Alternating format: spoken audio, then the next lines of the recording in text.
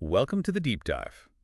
Today, we're looking at a potential shakeup of something really fundamental, the global trading system. Right. Imagining a world where the sort of long-held rules of commerce might be seriously rethought. And our guide for this exploration is a white paper called A User's Guide to Restructuring the Global Trading System. It's by Stephen Miran. And, this isn't just some academic exercise. Miran, he was a senior advisor for economic policy at the U.S. Treasury, Okay. and he's reportedly quite close to a possible future Treasury secretary.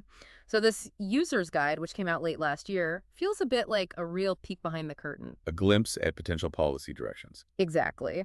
And we're also using some insights from Michael Kokolari's summary of Miran's paper, just to help frame it. That's from November 2024, too. Right. So for you, our listener, keen to grasp these big shifts hmm without getting totally bogged down in jargon, this is what we do. We're going to try and dissect the core ideas here. Especially around tariffs and currency policy. Yeah, and really dig into what the potential consequences might be for the economy, for financial markets. Okay, so Miriam clearly thinks there's a problem with the current system. What's the main issue he flags? Well, his central point right from the start of the paper is this idea of persistent dollar overvaluation. Overvaluation, meaning too strong. Yeah, exactly. He argues it's kind of the root cause of these global economic imbalances. It stops international trade from balancing naturally, and it really disadvantages U.S. manufacturing. That definitely resonates with, things people have talked about for years, like the manufacturing job decline after China joined the WTO. Right, and Kokolari's summary actually puts a number on that. Again, this is from Kokolari, not Miran directly, but it mentions about 5 million U.S. manufacturing jobs lost in the decade after China joined. Wow. So that's the kind of economic anxiety Miran is tapping into. It seems to be the background context, yes. So why does he think the dollar stays so stubbornly strong? What's his explanation? It's quite interesting. He really focuses on the dollar's unique role, as the world's reserve currency. Got it. This means there's this constant demand for dollars and for U.S. Treasury bonds, too, that isn't just about, whether the U.S. is exporting more than it imports. It's separate from the trade balance itself. Largely, yes. He brings up the Triffin world concept, named after Robert Triffin. Triffin world. Yeah, the idea is basically the world needs a currency for global trade, oil pricing, all that stuff. So global commerce and savings drive this demand for the reserve currency, the dollar. Central banks need to hold it. So even if the U.S. runs a big trade deficit, this global need keeps the dollar's value artificially high. That's precisely Miran's argument. And the result? Well, he says it hits U.S. manufacturing, makes American exports pricier, imports cheaper, squeezes domestic producers. Okay, so the strong dollar is the problem. Yeah. Now, what about solutions? Tariffs seem to be a big part of his thinking. They definitely are. But his take is maybe a bit different. He argues tariffs aren't necessarily inflationary. Oh, because that's usually the first concern you hear. Right. But he says they aren't necessarily inflationary if they're offset by currency adjustments. He actually points to the 2018-2019 U.S. tariffs on China. Okay, what happened then? Well, the effective tariff rate on Chinese goods went up significantly by about 17.9 percentage points. But importantly, over that same time, the Chinese currency, the renminbi, weakened against the dollar by around 13.7%. Ah, so the currency moved too. Exactly. So Miran's analysis suggests the net effect after both the tariff and the weaker renminbi was that the actual U.S. dollar price of those imports only went up by about 4.1%. So much less inflationary impact than you might expect just looking at the tariff rate. That's his argument. Limited inflationary pressure from that channel, at least. But hang on, I remember reading studies at the time that seemed to show bigger price hikes for importers, didn't they? Yes, and that's a really important point. Miran acknowledges that debate. He mentions those microdata studies, like one by Cavallo and others, that looked at prices right at the port. And they found bigger jumps. Often, yes, at that initial import stage. But Miran offers some counter-arguments. First, he talks about slower currency pass-through. Pass-through, meaning how much of the exchange rate change actually shows up in prices. Exactly. Sometimes it doesn't happen immediately or fully. Yeah. Second, he suggests maybe some of those price increases hit the importers' profit margins instead of being fully passed to consumers. Okay, so the importers absorbed some cost. Potentially. Yeah. And third, a big one he highlights, re-export diversion. Basically, Chinese companies finding ways around the tariffs by shipping goods through other countries first. Ah, so that muddies the data quite a bit. It makes it much harder to get a clean picture of the true impact, yeah. So in Miran's view, tariffs aren't just about raising money or blocking imports then. There's a bigger strategy. Absolutely. He sees them potentially encouraging companies to, build factories back in the U.S. He kind of nods to the U.S.-Japan trade tensions historically as an example there. Reshoring. Right. But maybe the most striking idea is using tariffs as leverage, as a tool to push other countries into something he calls a Mar-a-Lago Accord. Mar-a-Lago Accord. Like the Plaza Accord. Essentially, yeah, a Plaza Accord 2.0 aims specifically at bringing down the dollar's value. Okay, for listeners, the Plaza Accord back in 1985 was this big coordinated agreement between major economies, the G5, to depreciate the U.S. dollar, which had gotten really strong. How would tariffs help achieve that today? Miran suggests the U.S. could use the threat of tariffs, maybe significant ones, as the stick, basically, The stick to force cooperation. to compel participation in this coordinated dollar depreciation. But, it's a very different world now than in 1985. How so? Well, the U.S. economic position relative to others, especially China, is different. U.S. debt levels are much higher. Getting countries like China or even Europe, with their own economic challenges, to agree to strengthen their currencies against the dollar, that seems like a huge hurdle. Right. The leverage might not be the same.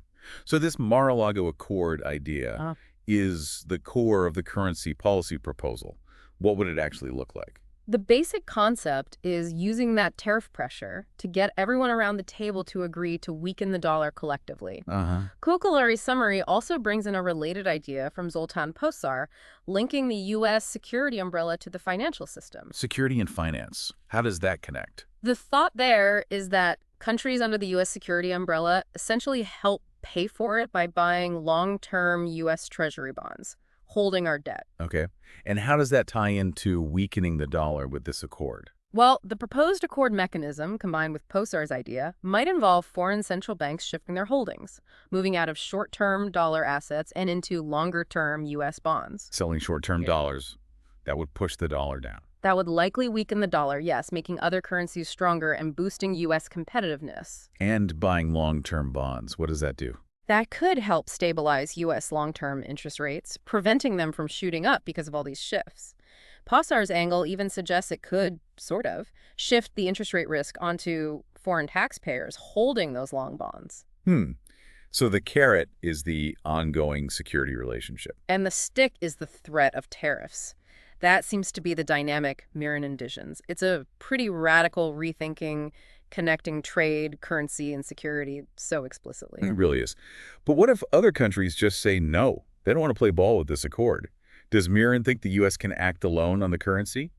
Because, the usual thinking is the U.S. doesn't have many direct tools besides Fed policy. Right, and Miran acknowledges that common view, but then directly challenges it. This is where it gets particularly novel. He points to something called IEPA, IEPA. the International Emergency Economic Powers Act. It's a U.S. law that gives the president really broad powers over international financial transactions if there's a perceived threat, national security, foreign policy, the economy. Broad powers. Like what? How could that be used on the currency? Miran floats the idea that IEP could potentially be used to discourage other countries from piling up huge dollar reserves, maybe by imposing, get this, a user fee on foreign official holdings of U.S. A Treasury. user fee. Charging countries to hold U.S. debt. That sounds explosive. It's definitely a bold proposal. He does mention potential benefits, like maybe the U.S. recoups costs associated with providing the world's reserve currency. But the risks must be huge, right? Oh, absolutely. And he acknowledges them. Massive market volatility, potential retaliation from other countries, maybe even undermining the dollar's global role, longer term, financial extraterritoriality issues. So handle with extreme care. Yes. He stresses that if you were to even consider something like that, it would have to be incredibly gradual, maybe applied differently to different countries. It's clearly presented as a high-risk option. Any other unilateral ideas? He briefly touches on the U.S. maybe buying up foreign currencies itself to try and weaken the dollar, but notes it's costly, risky, and could be inflationary. Seems less likely in his view. Okay, so putting this all together, the tariffs, the potential accord, the unilateral options, what does Miran see as the likely order of operations? And what should we expect in the markets? Well, thinking through his analysis, tariffs seem like the probable first move. Why first? They're familiar, politically, maybe easier to implement initially. They provide that immediate negotiating leverage he talks about for the potential accord. Plus, they bring in revenue.